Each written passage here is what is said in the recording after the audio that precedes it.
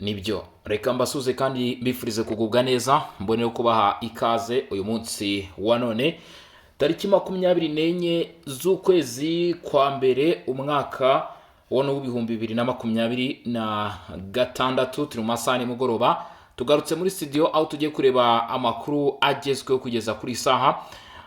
Imirwano yakomeje muri Kivu ku nshuro ya mbere u Rwanda rwemeye ko rwaba rufite uruhare kuri uyu mutwe wa 23 urimo ukora ku butaka bw'Uburasirazuba bwa Kongo. Ni kubwizeye impamvu ese iyi ntiyaba ari imitego kuki u Rwanda rutigeze rwemera uyu mutwe ko mbere hose mu by'ukuri bitaragera uyu mutwe bigaragara ko urimo uragenda utsindwa.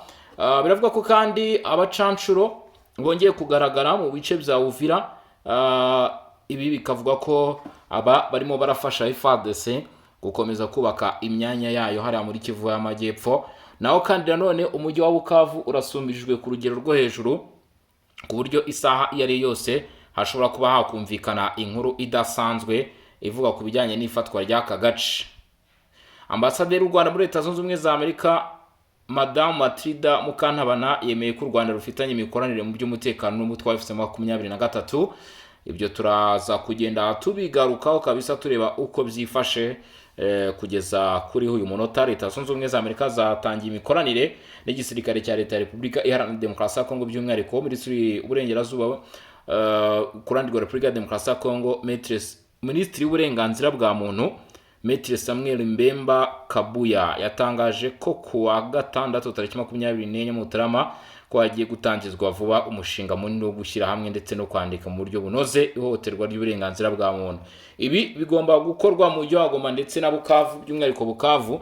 Abenshi bakavuga bati niba igisirikare cya Leta ya Kongo gitangiye gufungura imishinga mu mujyi wa Bukavu, barabizi ko uyu mujyi nawo vuba bidatinze urabamaze kujya mu maboko ya guverinoma ya Repubulika Iharanira Demokarasi ya Kongo. Kadere ku byavuzwe mu by'ukuri abantu benshi bagiye bumva bivugwa ngo u Rwanda rwemeye gutya na gutya, ntibazi ngo byavuzwe nande, byakorewe cyangwa se byagenze bite kugira ngo bivugwe ko u Rwanda rwaba rufite uruhare ku nyeshyamba z'umutwe wa 23.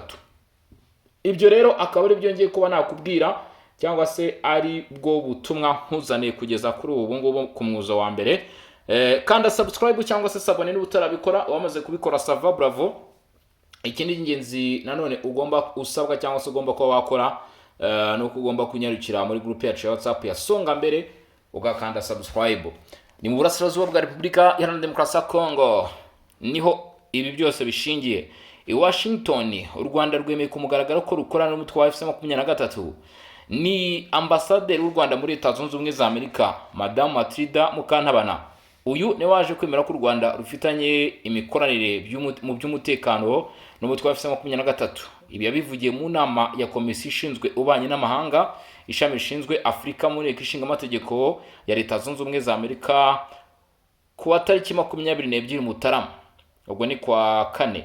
Yagize ati u Rwanda rukorana mu by'umutekano na FC23. Iri jambo ryatangaje benshi kuko ari ubwa mbere u Rwanda rwemeye ku mugaragaro ko rufitanye imikoranire n'uwo mutwe w'inyeshyamba u Rwanda mu Burasirazuba bwa Repubulika Iharanira Demokarasi ya Kongo. Byagiye bivugwa kenshi ko 23 ikorana n'u Rwanda mu buryo bwo kubaha intwaro abasirikare, ibikoresho,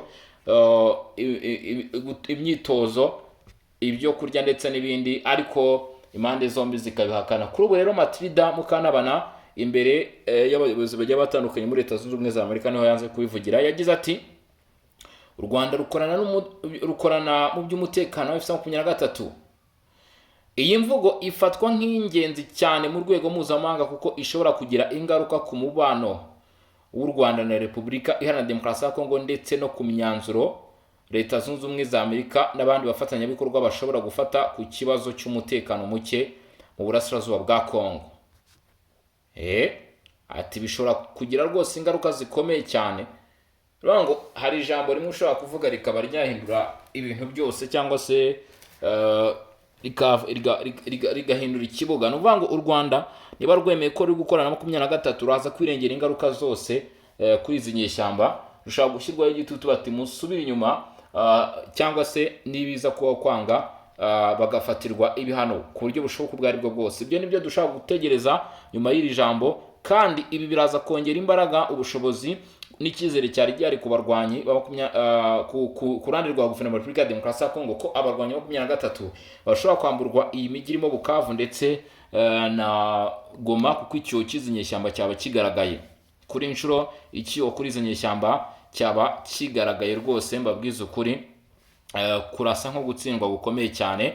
Ni mu yandi makuru rero tunakomeza mbabwira ko Minisitiri w'Uburenganzira bwa Muntu hano muri Repubulika Iharanira Demokarasi ya Kongo, Maître Samuel Mbemba Kabuya, yatangaje ko kuwa gatandatu tariki ya 24 Mutarama 2023 ko hagiye gutangizwa vuba umushinga munini wo gushyira hamwe no kwandika mu buryo bunoze ihohoterwa ry'uburenganzira bwa muntu ryabereye mu mujyi wa Goma ndetse na Bukavu mu gihe cy'umwaka umwe.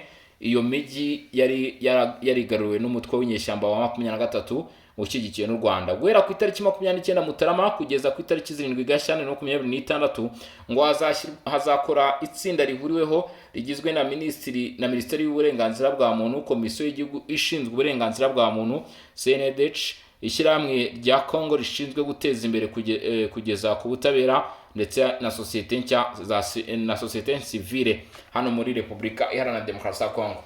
Iki kibazo cyahagurukiwe ibyo 23 irimo cyangwa se imaze iminsi yikora mu mujyi wa Goma, bati byanze bikunze bigomba guhagarikwa. Ibyo birajyana ndetse na Bukavu. Ibi rero ari byo nkubwira nk'ibintu bishaka kuba bigiye guhinduka cyane. Iyi raporo niza bagasanga ko M23 yakoze amahana mabara muri iyi mijyi ya Goma na Bukavu, biraza kurangira naho bigenze nka Uvira, kuko ravuga bati ntacyo bari kumana abaturage, ahubwo bari kubangiza. Komisiyo rero zigiye zitandukanye zashyizweho, ndetse kandi n'ubu nanone biraza kuba ku gitutu cy'ufashe umutwe wamaze kubyemera.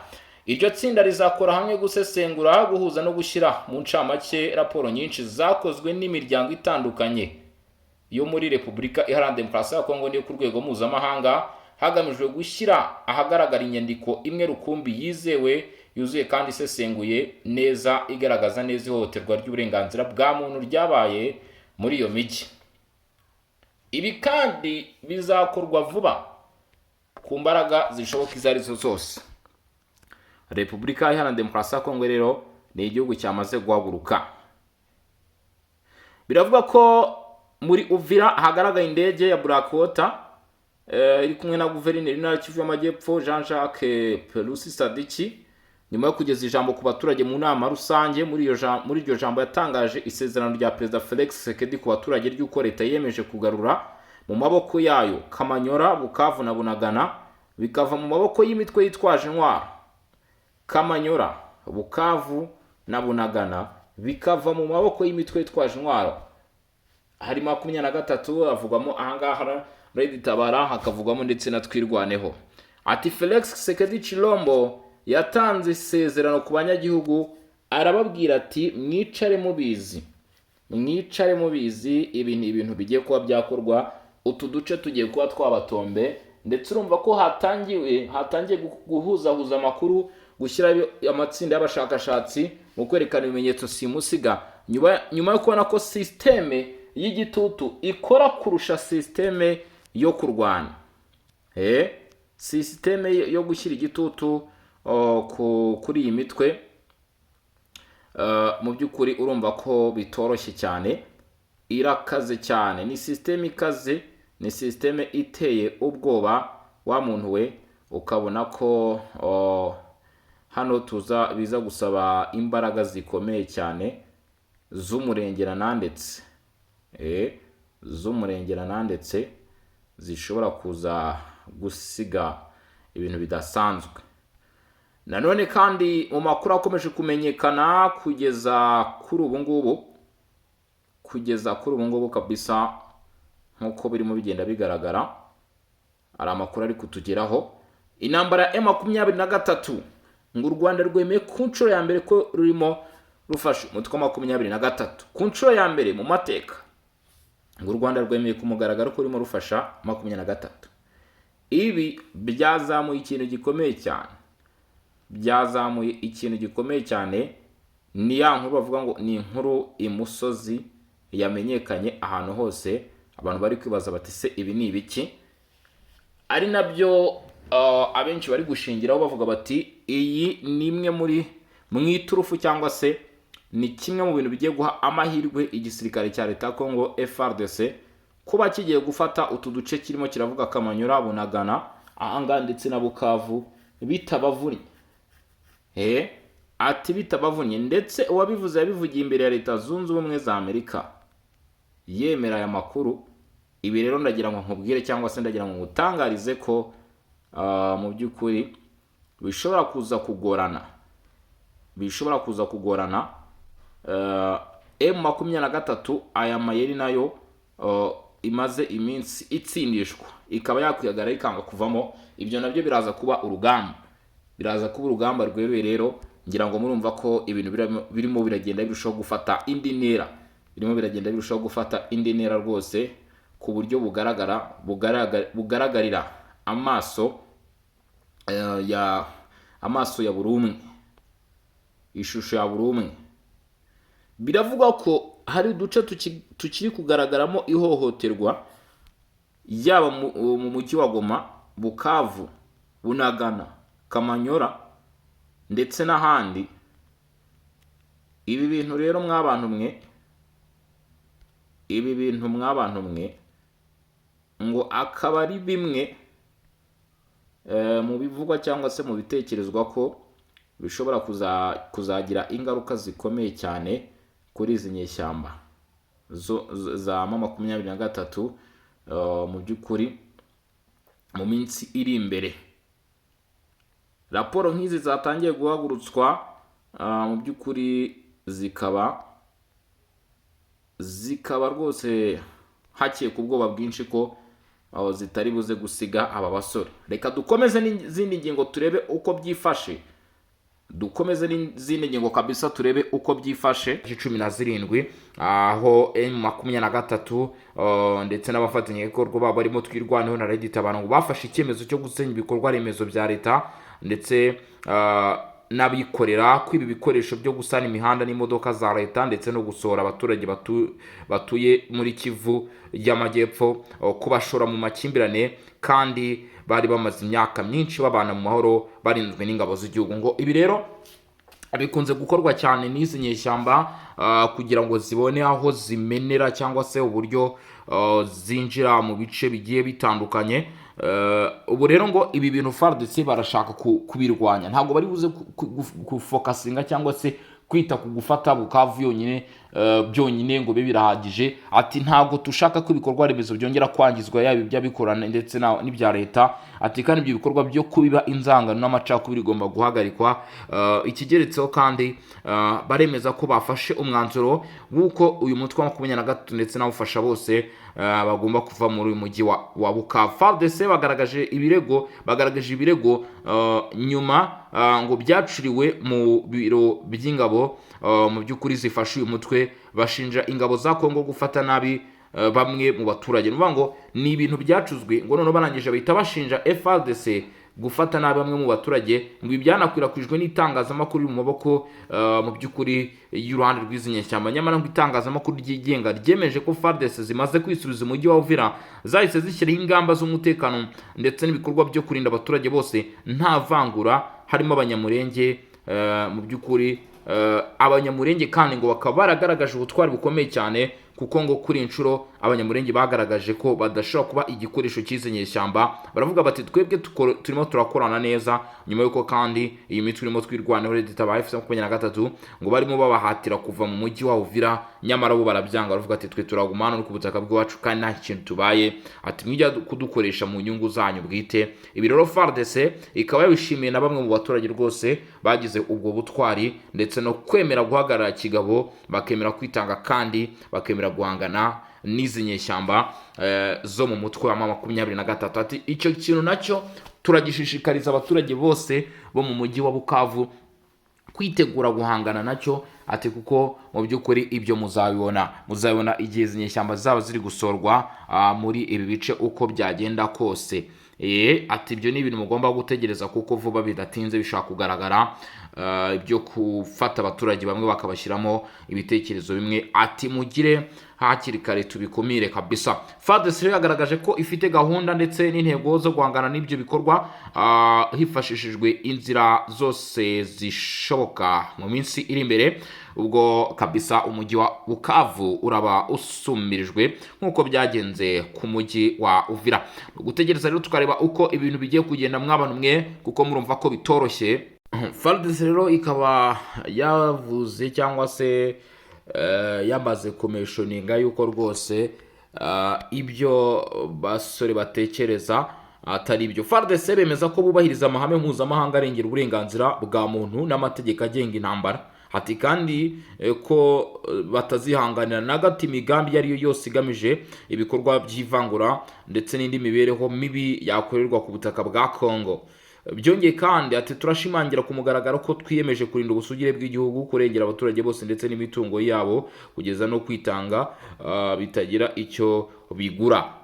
Igisirikare cya leta ya Kongo biyemeje gutanga ubuzima bwabo, kuko murabizi ko mu bigaragara rwose hagomba kubaho ko ingabo zitanga nka gutya biba bisobanuye ikintu gikomeye cyane. Bati rero twiteguye gukora ibishoboka byose, atari ko abaturage bakabona umutekano wabo, bakabona ubuzima bwabo. Ngira ngo niba igisirikare nka gutya bumva bafite morali ingana gutya, niba bumva bari gutangaza gutya bavuga ati twebwe ku kiguzi cyose gishoboka, ati turaza gukora ibishoboka byose dufate uyu mujyi mu by'ukuri wa Bukavu. Nkeka ko iyi morali ingana gutya ntabwo biraza kugorana ko FARDC iza guhagarikwa kuri inshuro, biraza kugorana. Ngira ngo mubimenye mwese, biragora M23, biraza kugora uruhande rw'inyeshyamba kubasha guhagarika FARDC. Ngiye n'aya magambo ndi kumva barimo bagenda batangaza n'ibikorwa ngiye ndimo kumva, ngo ntabwo ari amagambo gusa, amagambo ari kujyana n'ibikorwa. FARDC irimo kongera umubare w'abasirikare. FARDC ni FARDC kugeza uyu munsi imaze kugira abasirikare bafite imyitozo ihambaye, bagiye batozwa n'ibihugu bikomakomeye biri mu bihugu bifite igisirikare cya mbere ku isi. Mu by'ukuri ni FARDC iri gufashwa n'ibihugu, ndetse ni FARDC kugeza uyu munsi ifite ubutegetsi buvuga buti hagomba kubaho amavugurura mu bijyanye n'imiyoborere y'iki gihugu. Ni FARDC ifite amaboko y'ingabo z'u Burundi, ni FARDC ifite amaboko yabo twakwita abacanshuro. Ugasanga ko M23 kugira ngo ize kuza kubonaho imenera biza kugorana. Hejuru y'ibyo, ikindi kintu ugomba kuba wamenya kuri FARDC, ni FARDC ifite wazarendo bazi ibice byose, kuko bari kurwana mu makaritsiye yabo cyangwa se muri zone zabo. Ukumva ko kugeza kuri uyu munsi twavuga tuti M23 urugamba biraza kuyigora cyane kugira ngo ibe yarutsinda rwose, biraza kuba byayigora kabisa uko byagenda kose. Bimwe nababwiraga rero, ubu igisirikare cya leta zunze ubumwe za Amerika kiragaragaza rwose ko bataza gukorana gusa mu by'ukuri na Afurika yonyine, ahubwo by'umwihariko baza gukorana na Repubulika ya Demokarasi ya Kongo ku kibazo rwose cyo mu burasirazuba bwa Kongo. Ni amaboko iki gihugu gikomeje kugenda kibona. Leta zunze ubumwe za Amerika, ingabo za Amerika zishinzwe ibijyanye na Afurika, AFRICOM, zirimo kwiga uko zakorana n'ingabo za FARDC mu by'umutekano kugira ngo banoze ibikorwa by'umutekano. Ngira ngo urimo ubyumva neza. Ku itariki 22 Mutarama, ubuyobozi bw'ingabo za Leta zunze ubumwe za Amerika zishinzwe umugabane wa Afurika, AFRICOM, nibwo basuye rero ingabo z'igihugu cya Repubulika ya Demokarasi ya Kongo FARDC, bagamije gusuzuma amahirwe yo gukomeza ndetse no kunoza ubufatanye mu by'umutekano, mu gihe umubano wa politike n'igisirikare hagati ya Kinshasa na Washington murarusha kugenda ukomera. AFRICOM, ishami ry'ingabo za Leta zunze ubumwe za Amerika ryita ku mugabane wa Afurika, bavuga ko ari amahirwe akomeye mu gukorana n'igisirikare cya leta ya Congo FARDC kugira ngo iki gihugu kirusheho kubona amahoro n'umutekano. Colonel Michael Gacheru uyoboye itsinda rya AFRICOM yishimye cyane ndetse ashimira ubushake n'ubufatanye bwa FARDC mu gushaka inzira zo gukomeza gukorana mu by'umutekano no guteza imbere amahoro binyuze mu mbaraga z'igisirikare. Yagize ati uru ruzinduko rugaragaza inkunga idacogora duha FARDC na guverinoma ya Repubulika Iharanira Demokarasi ya Congo. Ibiganiro byitabiriwe kandi n'abajenerali ba FARDC Julius Banza Mirambwe ndetse na Michel Lukwila. Uruzinduko ruba mu gihe Repubulika Iharanira Demokarasi ya Congo ndetse n'u Rwanda bamaze kugirana amasezerano y'amahoro ndetse n'andi masezerano y'ubufatanye mu by'ubukungu hagati ya leta ya Repubulika Iharanira Demokarasi ya Congo ndetse na Leta Zunze Ubumwe za Amerika. Muri urwo rwego hanasinywe inyandiko y'ubwumvikane Memorandum of Understanding ku bufatanye mu by'ingabo n'umutekano hagati y'ibihugu byombi. Ubwo ni hehe? Hagati ya Leta Zunze Ubumwe za Amerika na Repubulika Iharanira Demokarasi ya Congo basinye amasezerano yiswe Memorandum of Understanding. Kugeza ubu ambasade ya Leta Zunze Ubumwe za Amerika niyo yateraga inkunga gahunda zo guhugura ndetse no guteza imbere ubumenyi bwa FARDC hamwe n'ikorwa ryari rigamije guhugura ndetse no guha ibikoresho abapolisi ndetse no kubaka sitasiyo za polisi. Iyi gahunda igiye kuvugururwa hagamije gukomeza ubufatanye mu by'umutekano n'ingabo ndetse no kurinda ibikorwa remezo by'ingenzi by'igihugu. Nk'uko bigaragara, Amerika igiye gukorana mu buryo bushoboka n'igisirikare cya leta ya Congo FARDC. Ibi bishobora kuba ari amahirwe akomeye cyane cyangwa se amahirwe adasanzwe kuri Repubulika ya Demokarasi ya Congo, ndetse n'igihe bagomba gufatirana bakabyaza umusaruro, kuko uyu munsi urabona ko Repubulika ya Demokarasi ya Congo irimo iragenda ibona za opportunity. Mu by'ukuri ingabo zirimo ziraboneka. Leta Zunze Ubumwe za Amerika ni igihugu kiri kugaragaza ko kibashyigikiye imiryango mpuzamahanga igiye itandukanye. Nyine mu by'ukuri mu bigaragara ijwi rya Repubulika Iharanira Demokarasi ya Congo noneho ryabashije kumvikana. Ikibazo iki gihugu cyari gifite cyabashije kugaragara ku buryo buri mwari wese avuga ati cyangwa se abona yuko byibuza kwe kugira umusanzu atanga mu gukemura iki kibazo. Leta Zunze Ubumwe za Amerika rero bakavuga bati natwe ntago tugomba gutangwa binyuze muri AFRICOM. Ubu tuvugana ibiganiro byo byamaze kurangira, igisigaye mbona ko ari ishyirwa mu bikorwa dukurikije aho ibintu bigeze ndetse n'uko bigaragara. Icyaba gisigaye ni ugushyira mu bikorwa uyu mwanzuro rero, ubundi ibintu bikaba byakemuka kabisa. Andi makuru akomeje kugenda amenyekana hagati aho ngaho hirya no hino. Ubu tuvugana nk'uko byakomeje kugenda bigaragara, biragaragara ko ibintu bisa nkaho byagiye bihinduka kabisa rwose. Wakwibaza uti bimeze bite cyangwa se biteye bite? Reka nze kubwire di. Ubu tuvugana muri Kivu y'Amajyaruguru nyuma yaho bita Iburesa. Ubu M23 aho bita Kikuku yagabweho igitero cya drone za FARDC simusiga kanuru akarabutaka. Igisirikare cya leta ya Repubulika Iharanira Demokarasi ya Congo FARDC gikomeje kongera igitutu ku barwanyi ba M23 mu ntara ya Kivu y'Amajyaruguru nyuma y'ibitero byagabwe Iburesa mu gace ka Warikare kuri wa gatanu.